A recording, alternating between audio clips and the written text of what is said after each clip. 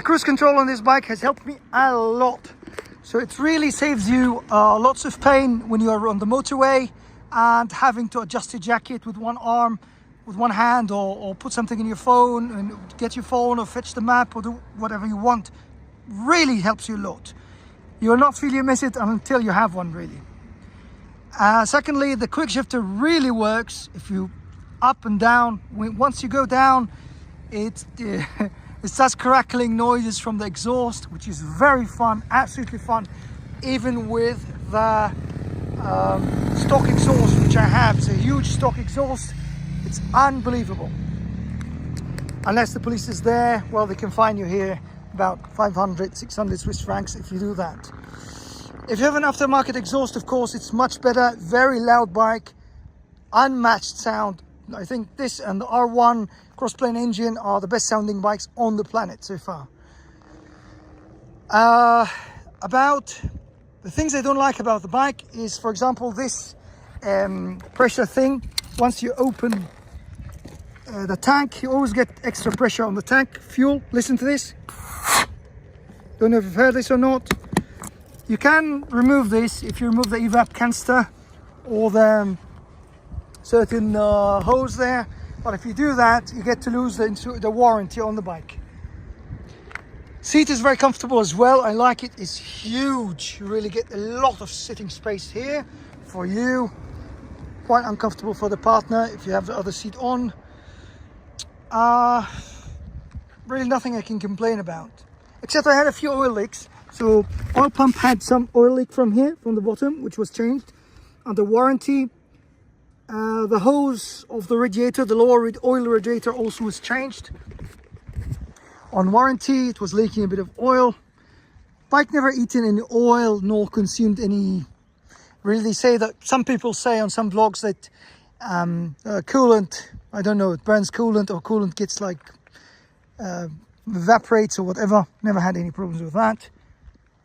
We are like blessed to be very close to Italy, the Aprilia factory. We're in Switzerland. They have lots of parts here. You never get to wait for your bike more than 5 days, really. And the parts are here, bike is installed, get it back, you get all the fun in the world.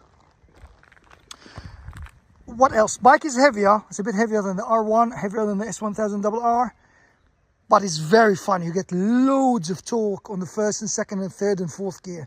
Absolute incredible torque. Incredible. Compared to the S1000RR, it feels a bit, the S1000RR feels a bit weaker. I think maybe it's because of the variable cam timing thing. They intentionally made it like that, so below 7,000 RPMs, it's a bit weak. It feels very, very weak. This one is very rough, like it's an angry bike, yeah? First gear, just if you put it on user mode, which is the strongest mode, it's really powerful. Something reminds me of the KTM a little bit, the Super Duke. Except for the first gear is very, very long on this one. Which brings us to the other topic. How does it compare to other liter bikes? It really stands out. Value for money, one of the best super bikes you could ever have. Especially they have lots of offers in Aprilia here.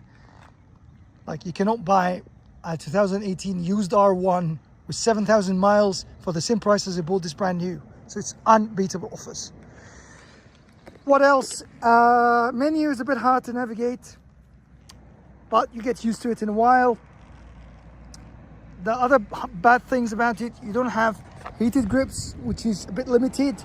It only comes as a standard on the KTM and the S1000RR.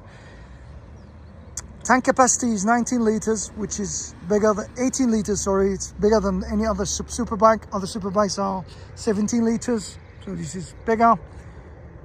Fuel consumption, it drinks a lot of fuel. It's a thirsty bike. It's always thirsty. Like 11 kilometers for 100 kilometers.